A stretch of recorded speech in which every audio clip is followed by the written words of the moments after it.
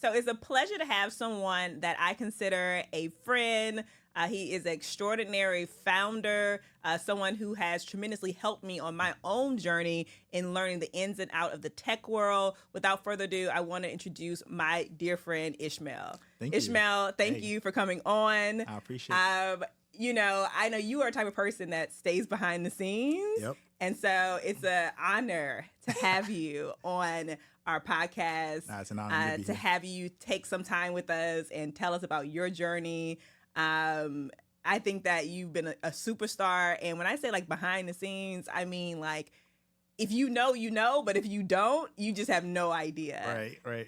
So I would love for you to tell the listeners a little bit about yourself, about your background, how you grew up. Yeah. Let us hear. Yeah, for sure. So I'm what you consider a third culture kid, meaning, somebody who's grown up all over the world and has had to adopt the cultures of the various places that they've lived. So I was born in Nigeria, spent time in France, spent most of my formative years in the Middle East and Kuwait, and from there applied to college at Stanford, so where I studied electrical engineering. I've been fascinated with computers since I was about 13, 12 years old. I've been programming for a very long time.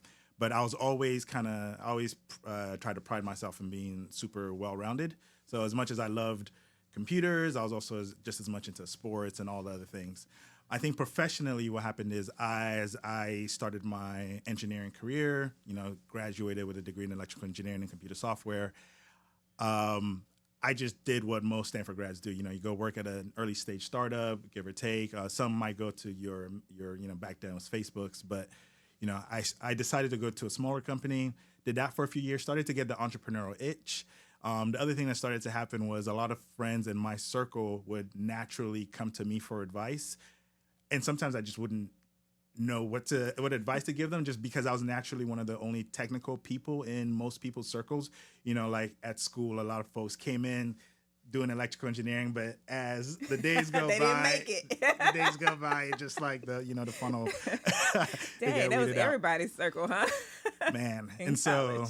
somehow I made it through. And interestingly enough, I think just by virtue of making it through, it gave a lot of people this perception of like, okay, like you have a certain type of grit about you. You have a certain way your mind thinks for you to have gone through what was at the time the hardest major at Stanford alongside chemical engineering. And so, I parlayed that into, some entrepreneurial interests I had of mine on the side.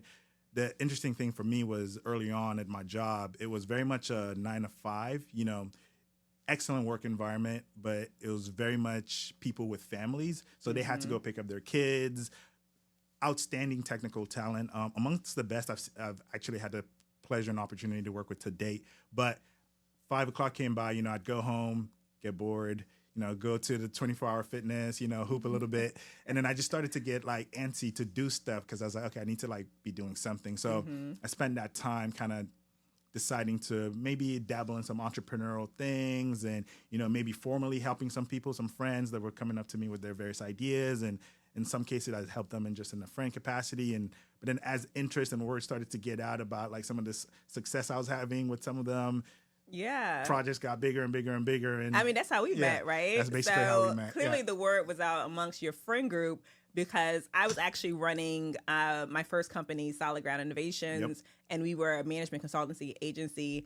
And I had this idea, true entrepreneur, that was in the tech space, but I didn't have any technical experience. Also from the South, from Louisiana. Grew up in these small town cities that were not familiar. Shout out to Hammond. And grew up in these spaces where I was not exposed to technology. However, I saw tech disrupting every single thing that I was involved in and everything that I was doing. And I was like, man, I have this idea, but how do I bring it to life when I can't build the thing? Right. And so I was introduced to you via a mutual friend, Anthony Kimball. Shout out to Anthony. Shout out, Anthony. Shout out to Peanut. And he was like, everybody knows a friend that knows a friend. But he really did know a friend that was like, could really help me. And so we went out to San Francisco and we met with you and we had a sit down and it was very clear to me like, oh yeah, you kind of are a hit maker because it was like not even second nature for you to kind of like take my idea and then spit out this essentially like 30-page spec deck with wireframes, like the whole nine. But yeah, and so from there, we continued our journey. We started working on what was then called Exempt Me Now. And it really kind of helped me take that back to an engineering team and build it. And so I would love for you to talk a little bit about how it's been like working with non-technical founders and others to like help them bring their idea to life. Yeah, no, for sure. I think back then, and obviously this is all pre-Chat GPT and stuff like that. I think that it was the thing that I found that I needed to also get better at, honestly, was like, building was frankly easy for me, right? Like just getting behind the keyboard and just throwing some stuff together was the easy part. The hard part was like thinking through the nuances of if this thing was worth building, thinking through the nuances of like, who wants this? Is this something that people want? And so I realized that I actually had to improve my own kind of muscle through learning how to write, which was, kind of funny because I used to hate writing. And I realized later on that, this is like really an important skill I need to develop. So writing, persuasive writing, and also just technical writing. And how do you take this idea that people have in their minds? And most people have a really hard time, I realized was the other thing. Most people have a really, really hard time taking what's in their brain and putting it down on paper. I'm seeing whether it's a short story, and then you can imagine how hard it is for a short story now. Talk about like an app or software with lots of pages and whatever. And I found it like I was just naturally curious in the sense that like I played with lots of apps. I'm the type of person to see an app that, based on their landing page, sign up for it for a few days, play around with it, get a sense of like, why did they make these decisions? And it's just like, that's just something I love doing. And I've been doing this for forever, right? And so when people have ideas, even when it's in a space that I have no clue about, there's a good chance that I can either match it to something I've seen or something that's tangentially similar or adjacent enough where I can say, okay, these are the best practices. And then obviously the other thing that I started to learn during this period was like, there's like first principles thinking as it relates to design and what's in fashion at the time too. Cause like, design things are, they go in vogue and they fall out of vogue. And so like what makes sense? How do you make sure something can last for a while and then it appeals to the target demographic? So I don't know, I kind of created my own framework that I would use. And last but not least, I also realized just the power of seeing your idea again. So you have all these frameworks in place and then you got to put it down on paper, but you also have to make it visual for people. And so they need to see what like the customer journey is. Like, they download the app or they log into the website. What are they doing after that? What is their blank slate and what's the next step? And how do you get them? How do you walk them through the end goal? And how do you ensure what we call activated? How do you activate them, inside your product so that they can ultimately retain and ideally turn into revenue and ideally turn into referrals? Yeah. And so, when I met you, you had this consultancy agency. You were kind of working with various founders and different projects. And then you went back into founder role as CTO of a company. Can you tell us a little bit about that? Yeah, so for sure. So I was running my consultancy at the time. And, honestly, I think when we met, there's always like the interesting thing about running a consultancy is like, especially one like mine, is you get some of the brightest people coming to you. I've had the privilege of getting to work with some folks I can't say, but like either seeing their early ideas or products, and just it's so hard to not help everybody, and it's so hard to not want to work on all of it. Like you're like, oh man, I want to join you, and I want to join you, and I want to do this. And I think I started to have this itch where I was like, okay, some of my customers are going out and raising a serious amount of money off of the back of what I'm helping them do, both like crafting the product or even just ideating for them and getting the ideas out of their brain. So I started to have this itch about like, okay, like theoretically, I could, like, what's stopping me from doing it too? And I think, actually, so I'm going to take this a different route. Back then, I was torn about whether it was worth it for somebody that looks like me to go down the venture path. Going down the venture path is hard for everybody. Absolutely hard for everybody. There's no denying that. But it is a different level of hard when you look like us, right? Yeah. It's a different level of hard when you of your gender. And there are all these things that come into play. But I started to notice the dynamics were shifting, right? I started to notice, like, wait a second, like, underrepresented founders are having a shot at actually raising. And it's not for altruistic reasons too. It's because VCs are seeing that like, hey, there's money to be made, and there's like a whole demographic shift that's happening, and that if they don't capitalize by investing in founders who understand these markets firsthand, they're going to lose out. So it's like this very much capitalistic reason, but hey, look, that could benefit an ecosystem of founders that I knew and bring the ideas to life. And so as I was kind of starting to notice these trends and some of my customers having success raising, I was approached by an entrepreneur I really respected, who we shared a lot of mutual friends with. They had a lot of great things to say about him. And he just did all the right things as it relates to, trying to court a technical co-founder, right? Like he'd already secured some like VC commitments. He'd already shown that he was a serious guy. He technically had a job, and he was in the middle of transitioning, but he just showed he was a serious person that got stuff done. And for me, while I had the muscle to go out and do a lot of that BD, at least back then, I didn't really want to spend that much time back then doing BD related stuff. I just wanted to build. Right. So when I was like, oh, wow, I can actually potentially focus on building. So I decided, hey, we kind of founder dated for a while, built some prototypes. Some of the prototypes did really, really well. And we basically parlayed some of the success building the prototypes into a Y Combinator application. Yeah. And we got in, and that was basically the beginning of that company. And I decided to primarily focus my time on building that company. And so you guys built that company and you exited that company. We did. So you were able to exit. How was the process of building and then getting to a point where you found a partner for the company to live in, or products that they loved about the company, what they wanted to acquire it? What was that process like, and what did you learn from it? Ooh, learned so much. Might be an entire episode in and of itself. We'll come back again. But I think, in short, I learned how unsexy just startups are to grind, right? Like, sometimes you hear about acquisitions, you hear about these things, and you never really know what happens. Sometimes acquisitions are to be celebrated.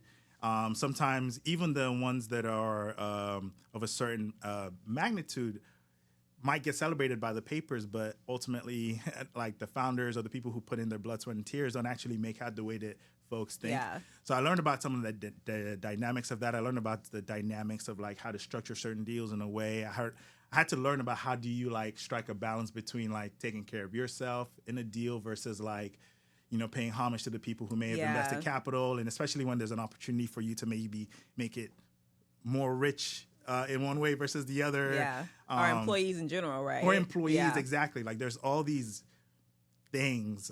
So I learned a lot about that. Admittedly or transparently, my co-founder led a lot of the acquisition talks. I was mostly there to ensure that one, we had a great partnership. So obviously, like he needed my business brain too, but ultimately too is making sure like our tech could work in the wherever the home that it was going to land in. So I was always like leading the technical due diligence and doing all of that. So learned a lot. Definitely felt like I leveled up after that company as an entrepreneur across the board. So yeah, it was an interesting experience. Yeah. Can't say it was life changing. Yeah. In the sense of like, oh wow, I can do X, Y, and Z. Like still to come though, right? Yeah.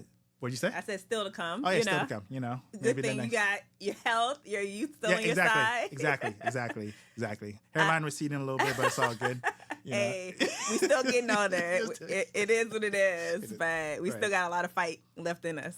100%. So tell us a little bit more about like challenges you felt you've had to overcome, or even if you have like a story, something that stands out to you related to challenges that you face as far as like building companies or launching products, and how you have dealt with those. Yeah, I think early stage entrepreneurship in general is, not to dissuade people, it's a little bit of a masochistic exercise. It's hard. It's like, it's a series of, you have to change your mindset. Your mindset can't be like, I'm going to build this product that people want and it's ultimately going to be successful and it's going to be rich. You're going to solve one thing and then you have to solve the next thing and then you have to solve the next thing, and you're just solving problems left and right. And so you have to flex this muscle of like, okay, I need to become a problem solver. I need to become semi-stoic towards certain things because like otherwise it's going to destroy me, because especially if you're the CEO or on the executive team, like you're just going to have like your all-star engineer or co-founder want to leave, or like you have to basically carry their weight. There's a lot of things. I mean, honestly, even when it even comes down to venture funding, you might have gotten like a term sheet that says they're going to do this thing, but sometimes you might have to wait because that investor has to capital call their investors. Right. And so now you're like, wait, how am I going to cover the bills? I just raised $3 million, but like technically it might not come for 6 months. Right. And I need to pay my employees. I need to keep the lights on. There are all these little things that you just got to like find the wherewithal to just like cope and get through it and just make things happen, however it is that you make things happen. So, I mean, there's an infinite list of these things. And then there's also like, I mean, it comes down, there's the funniest things, right? Like things could be going well and it could be a thing like you meet with your board or your investors and they're like, well, you know, we like that you closed that $1 million deal, but we don't consider that good revenue because, you know, it's not scalable, it's not repeatable, it's not this and this and this and this. And you're like, man. So it's just never ending. But I will say this, once you start to understand, okay, like what type of revenue is repeatable? How do I just quickly validate? How do I quickly fail? And I say fail meaning like, how do we run experiments that we don't like keep running for too extended of a period of time so that we can like, you know, move quickly? How do I move quickly as an organization? How do I like minimize just like politics within the company that I've built? How do I ensure that we have this culture of like people not being scared to also tell me when what they're seeing on the ground, even though, you know, like for example, I'm very much on the ground with the companies I build, but sometimes when you have a team, you have to be a little bit off the ground, behind the trenches. And so like ensuring that like you build that pipeline or that pathway that you can always be like, have the heartbeat of everything that's going on. But yes, a lot of things, you know. Your product goes down for a few hours and you might be on a trip, you might be on you know, screw the vacation. You gotta go pop out that laptop, you gotta just get behind it or, you know, chase down the people to do it. And again, there's a lot of these things that you learn how to start to like build for in advance the more times you do it, or honestly the more people you consult with in your pocket, like whether it's your advisors or maybe even investors who may have invested in tangentially similar things enough, and they may have the foresight to prevent you running into those things. But yeah. So switching in from challenges to what you're excited about. You mentioned AI, right? Like you were building before the AI boom that we're seeing now with like ChatGPT and Claude, Anthropic. It's probably like many I have not even heard of. Pi, Llama, so many. It's a bunch. Gemini. A bunch, but what are you excited about right now? In whatever, it may not be AI. What is getting you excited right now? Yeah, so you know, for me, it's been interesting, right? Like as a tech enthusiast and optimist, we've been playing on the forefront of things before they're a thing or before they're popular. But sometimes there's a thing about being too early, and then you might dabble and you might get in too deep before the world catches up. And sometimes it's a little bit hard to remain optimistic because you're like, man, but I've been doing this for forever, and you know, I've been doing like convolutional neural networks before. I've been doing generative adversarial networks and like generating assets before, stable diffusions and all these things. Very technical, guys. Very technical. You hear this, right? My bad. There's like all these things, like, because, you know, especially in games, right? I tell people, so what we didn't talk about is the fact that I spend a lot of my time. I run a gaming company, and within the ecosystem of games tend to represent arguably one of the most difficult products to make for lots of reasons. Maybe I won't get into all of it, but it's like the perfect interdisciplinary product. You have to deal with psychology, art, animation, music, writing, technical prowess on the client side and server side, and all these things. And so it was within that we started playing with AI early and trying to figure out how do we like reduce costs for creating, when it comes to time to creating our assets. How can we generate assets procedurally on demand, basically just in time, so that we don't have to pre-design it. It can be designed per player. It can be customized per player. And the same thing with crypto. Like, oh, wow, within games, people have already been exhibiting some of the behavior that we see that crypto's enabling. You have gray marketplaces, which means marketplaces that aren't supposed to be allowed, but they happen anyways. Of people selling their accounts. You know, they might play a game for many years and achieve a certain status, and they don't want to like lose that status, so they like try to sell their account to other people. So there's like a whole there's like liquidity in accounts, but now crypto enables that to happen both not just on the account level, but on the asset level that's like garnered in from within the games. But there's regulations that you have to be careful about. So I say all this to say I'm actually, despite maybe playing at this frontier stuff for a lot longer than it feels like the world has cared about it, I'm extremely bullish on the intersection of AI, crypto, technology in general. And I'm also really excited about the empowerment of non-technical folks to, for the first time, actually see a lot of the early stage ideas come to life without being kind of handcuffed or like restrained by the lack of like a technical partner, at least in the early stages, right? Yeah. Like, you mentioned and that AI does that, right? And Or AI helps with empowers that. Low code, no code solutions are empowering this, and so it's a really exciting time. It's scary in its own ways, right? Because now you're like, okay, a lot of these things are easier to do. So what does that mean to jobs? The creatives, all these things. But I suspect that new forms of employment opportunities and new forms of society is going to have to adjust, and we're going to have to make it work, and some of it will include regulation, some of it, but I just hope that like we do it in a way that we're thoughtful and smart about it, where we just don't create a larger divide than one that already exists. I think that you have like this very great advantage because you're not just technical, but you can also speak to the other side, right? So you do a great job of like translating technical concepts to non-technical people, whether that be non-technical founders, whether that be investors, whether that just be, the customers or clients that you have. And when I think about, AI replacing engineers, right, or the need to have like an army of engineers, I don't see it replacing individuals who have the edge like you. For sure. I mean, so yeah, saying that a different way too, it would be, I think most people need to ensure that like, it's not AI in and of itself that's going to replace people. I'm sure everybody's heard this a million times. It's the humans who know how to use Yes, I AI. say that too. Yeah. Yes, whoever knows how to use it are going to replace those are the people don't. to be scared, that you need to be scared of, because their productivity is about to be on Through another level, right? And especially the ones who might be a little bit technical minded, right? Like I said what I said earlier, non-technical people finally have a means and pathway to creating some stuff, but technical people can now like create Leapfrog. entire things like universes, platforms, software. Like it's crazy. Yeah. And so I'm curious what that will do. But yes, I think it's just in everybody's interest to try to at least understand how this stuff works it doesn't have to be on a technical level. I've been impressed by some people who, like you, who care enough about it to understand it from from a mechanical, high level enough basis to talk about it, because without that, you can't figure out how to use it productively. Even if you have no entrepreneur aspirations, even if your role is your job is, you just care about your main job. You're 9 to 5.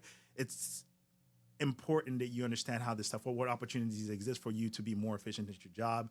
Ultimately, hopefully passing on that efficiency to your employment and to your employer, and ultimately that resulting in, you rising elevating. up and being elevated and stuff. So absolutely. I mean, I tell people all the time, AI isn't here necessarily to replace your role, but is here to increase your human capacity. Right? I love that. And so if you use it that way, then you will just by nature become smarter. Yes. And no one's going to be like, oh, AI did that. No, it's going to be you did it, right? Yeah. Right. It's still you behind it.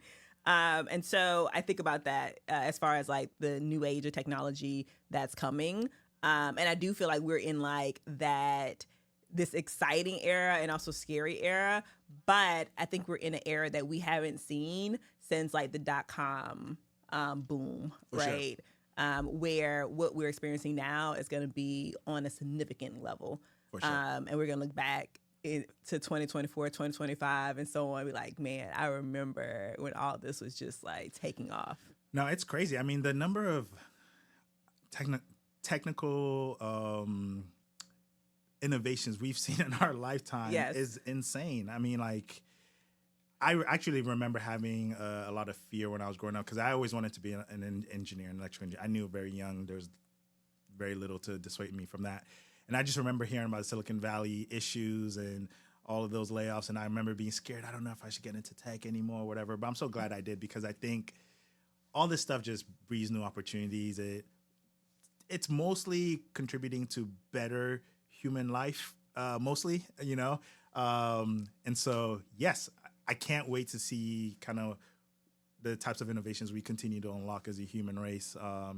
Super exciting times to be a builder, to be a techno-optimist, to be just like, you know, in the trenches doing stuff. Again, not necessarily as an entrepreneur, just even as a creative, just as a whatever it is that you do, there's a good chance that there's just a way to be more efficient and to just allow yourself to be in a place where you can spend time doing the things that matter to you. Yeah. You know, including family and all of these things. So, well, speaking of family, when I first met you, you were like a single man, you know, out here in the world, being able to like work 24 hours around the clock. I used to work a lot. And now you have a family. How does having a family change the dynamic? I honestly don't believe in like balance. I think it's a word that we say to make ourselves feel better. I'm more of like, just throw it all together and I'll figure it out and just take it as it comes. But how are you dealing with now having a family and not, you know, being some young 20-year-old running through YC? Right. I'm actually curious how you would answer that too. But I think the biggest shock for me is, you know, I have this mindset again. I like obstacles come out. I'm a block, tackle, solve. I can like any issue you throw at me, I'll figure it out. Like that's just it's the skin I've had to build. And I think the biggest curveball having a family and not necessarily, having kids. I'll say more so kids. You know, being married, having a fiance, a serious girlfriend. You know, she's been with me for a lot of my entrepreneurial journey. And so I was at the wedding, so you know. I feel like I witnessed. Shout out Lauren, my wife. Yes. And so she knew what she was getting into in the sense that like I worked a lot. I was always working a lot, but I was always trying to be mindful of the fact that like I also have to cultivate this relationship, and this relationship is actually more important than any of this stuff. Like, now to your point, I don't think I can balance it, and I'll be frank with you, right? Like, you know, it results in sometimes not the most pleasant of times because some people will start to argue to you. They're like, well, where you spend your time represents where your priorities are. But it's like, well, that sounds good on paper and it sounds true. But the thing is, for me, I'm trying to build a certain life, and the life that I want to build with you, I see you as a fundamental piece of that life. But I got to put in these hours. Like I have to put in these hours. The bills not paying themselves. They can't pay themselves. And so thankfully, again, I have a super understanding wife who understands. But I can't say it's easy, and it's not meant to be easy. And I think it's also it's important for me to also be aware of just, you know, being around for the family. So, but I think the biggest curveball for me was the kids. Like, man, like I didn't think again, just I don't know, naivete or whatever. I didn't think it was gonna take up that much time. I didn't think like the early days of just new birth are gonna be that big of a deal. I was like, baby's gonna sleep. Man, but then you don't realize your baby might not sleep through the night. You may have to like, you know, soothe them throughout. You got to change the diaper every few hours. You got to do all this stuff. And you got to go work the next day, depending on how long your leave is or whatever.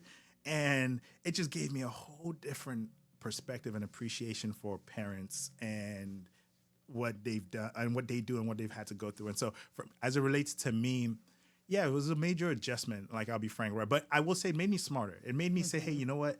I no longer have like time to just throw out to brute force against stuff. Yeah. And honestly, I think that was always a bad habit that I had, right? Like, I think having the kid, being married and family forced me to say, okay, if I have this limited amount of time, how can I start to implement leverage systems, things that enable me to get 100 hours worth of work from the 40 that I have, or the 60 that I have, right? Or the 300 hours out of the 60 that I have, or whatever it is, right? And how do I just, you know, also start to trust people more? You know, like as somebody who can do a lot of it by himself, it's like I shouldn't do a lot of it by myself. Yeah. I need to start to delegate better, follow up better, build systems, empower people who will probably do it a lot better than I, right? And so I think that in hiring and in having the right people around you, you just realize, oh, I don't have to like stress over that thing. I can delegate that and it'll be done even much. I actually look forward to seeing what comes back because it's going to be way better than what I could have done, like on all these facets. And ultimately, that's what it's about. It's about orchestrating a team of Avengers towards like whatever the mission is. And ultimately, your job is to actually steer that ship. It's not necessarily to like be doing those things. Like in the early stages, yes, you got to do that. There's no money, there's no whatever. But so yeah, family really actually forced me to be super efficient. And in a crazy way, I'm mad I didn't do it earlier. I think especially a lot of men, they think that like they gotta wait, they gotta do all this stuff or whatever. But I think that like time's ticking, and the thing that I think about now is like I want to be an agile father. I want to be like doing stuff with my kids, and I just don't want to be doing that in an old body. You know what I'm saying? And so like, had I done some of this sooner, like man, like I don't know. I just think about the amount of energy I would have, and the again. I would have gotten to this like point of enlightenment a lot sooner about just efficiency of my time. Sometimes it takes the thing, though, right, to happen for you to be enlightened. yeah. So. And I love the idea that you say agile father. That's so startup language. Like what? Well, agile in the sense of flexible. I can do things. You know, like I'm not just like agile, lean father. You know, yeah. Okay, so I would love to hear, as we kind of wrap this up, you to talk to us about like what do you have going on now? I know you're still helping non-technical and technical founders in a different way, but what are you working on? Yeah, so I'm still working on my gaming company.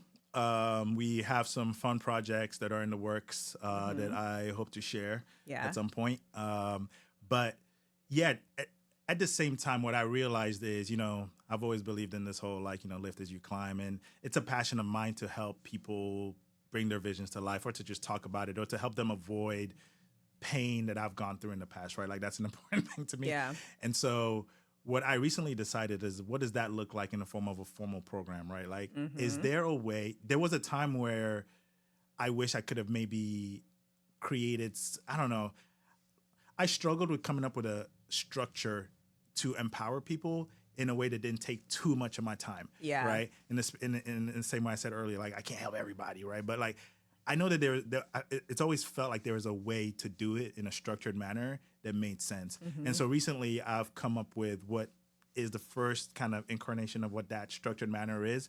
So I have a program called Beyond GPT, and it's a program that's basically there to help nurture and incubate founders to become what I call AI-powered, non-technical founders to become AI-powered software builders, right? So to empower them with the fundamentals of what AI is, how it works, so that it can allow them to dream bigger and think bigger. And then from there, how can they get their MVPs, their minimum sellable products, or just the version that they can like start to get people paying for sooner than later. And honestly, how can they do this both for the those that are interested in venture and those that aren't, right? And how can they do that without like, again, I'm not saying we're in the era of like you don't need a technical co-founder. If you have a technical co-founder, that is always the best. But how can you do this in a way where you can maybe start when you have a job, or you can start without like all the same amount of risk, the same amount of capital. And so I'm trying to help that archetype of founder get going. And so, yeah, right now we're the first cohort. We're aiming to launch in Q1. And I'm really excited for it. We're seeing a lot of interest. And so, yeah, that's a thing that I'm doing. So in addition to the gaming company and, you know, dabbling in a few things here and there, obviously I need to keep the iron sharp. So naturally have to do that by building. There's no way around it, you know, to understand the stuff the way that I need to understand it, honestly, to liaise with the people that I have to liaise with. I have to understand it on the technical level and on the business level. So I do spend a lot of time kind of in the trenches, but not in the trenches the way like, you know, back when we first met and I was like sleeping in the office and all of that nonsense. True committing, you know, committing to it day and night.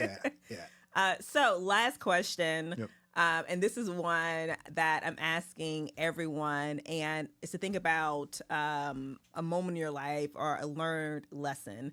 And so the question is, what is your rich lesson? My rich lesson. Yeah, I think it's related to what something I said earlier, as far as like, when I realized that there is no, I mean, it sounds a little bit, actually, I'm going to share two. Yes, go for it. The first one is that there is no like this sense of getting to a state of utopia is false, right? Like there will always be something to block and tackle and solve at any given time. And so building that muscle and just understanding that when you wake up, it's about waking up and like, look, you have to enjoy and you need to like build. I'm not saying like wake up and be like, okay, who's coming to fight me? And you're like, no, it's like, okay, no, it's having this mindset that like, oh, this thing broke, I can solve it. Oh, this thing broke, I can solve it.